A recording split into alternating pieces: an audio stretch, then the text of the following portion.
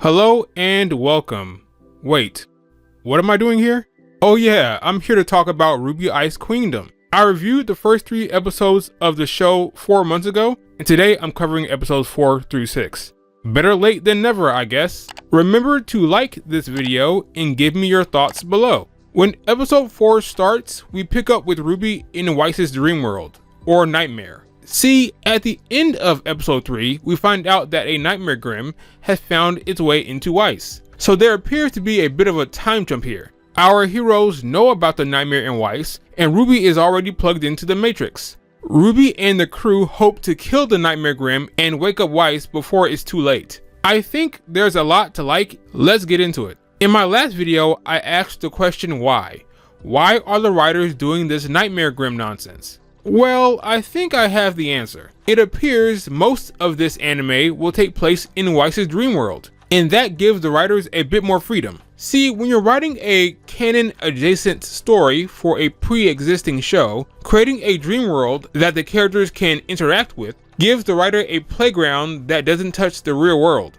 A playground where anything goes. They can get as wacky as they want without altering the established world of Remnant. So here, you can have talking doors, and Whitley can be a bat, right? All they had to do to facilitate this story was create a new Grimm. They didn't even have to create this new character. They could have just given the knowledge about the Nightmare Grimm to Osmond.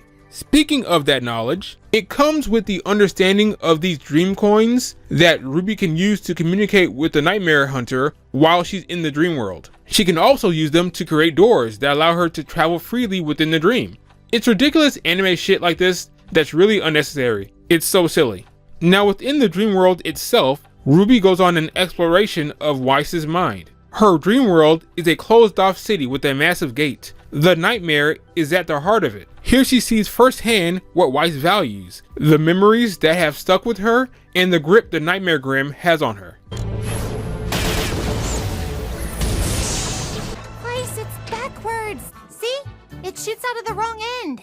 I love the detail that everything in Weiss's dream world is limited to what she knows and how she sees the world around her. Had I not already known about this character, I think I would have enjoyed learning about Weiss this way. They can show you how she feels about the people in her life. I mean, you can see that her father is an overbearing presence just in the way he's depicted.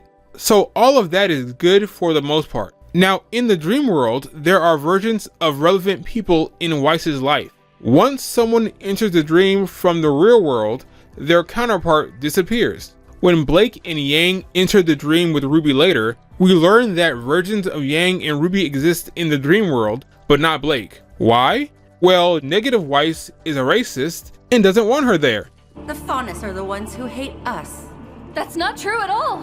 How many times do I have to say it? Negative Weiss is what they're calling Dream World Weiss. She's angry and militant. The Nightmare Grim is manipulating her and distorting the truth. They know that this isn't Weiss's true self, but remember, they don't know her that well. Weiss has yet to open up to them, so they're not sure how to feel about the things she says. She called me precious. Is that really what she thinks of me? I want to understand her. All 3 of them have a different reaction to Negative Weiss's words, and it's interesting to see the effect it has on them. I get the feeling that you just being there is powerful enough to change her. So you think I could change Weiss? They're setting up Blake as the most important factor in saving Weiss, which works well if you believe Weiss's friendship with Blake has had the biggest impact on her. We end up getting a solid character moment from Blake here. But I'm not gonna lose hope. Even if I'm rejected, I'm going to keep on trying to fix this world. If she can have an impact on Weiss, if she can change the way Weiss sees the Faunus, well, what can't she do? What can't she change? Blake's talk with Sun gives her the resolve to make a difference in the world. This is probably the best written portion of the show so far. So our heroes head back into the dream world for a 3rd time. But if they fail this time, her life will be in serious danger. So they have to come up with a plan. With a little help from their friends, they come up with some ideas. Yang wants to try to change the dream world. Blake wants to help Negative Weiss change by reaching out to the real Weiss within. And RWBY wants to bring John. Because she hates me. John had a Nightmare Grim in him before, so he can move freely within the dream world without being detected. It's just a way to justify John's inclusion. Whatever. So at the end of chapter 6, all 4 of them head into the dream world to save Weiss. I actually liked these 3 episodes for the most part. I'm curious to see where it goes. What were your thoughts? Did you enjoy these 3 episodes? Let me know. Like, comment, and subscribe, and I will see you later.